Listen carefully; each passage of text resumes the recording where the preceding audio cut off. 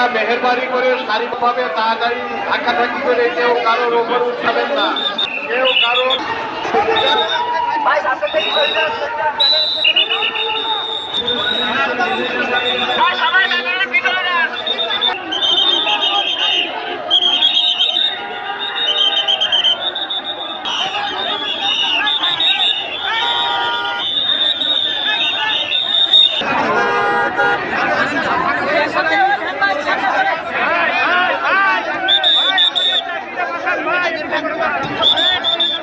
চলো সামনে যাচ্ছে ভালো আসবে না বাইরে রাখেন তো বাইরে রাখেন চলে আসুন বাইরে রাখেন আরো টাইম দায় দিবেন না তো সামনে চলতে হবে।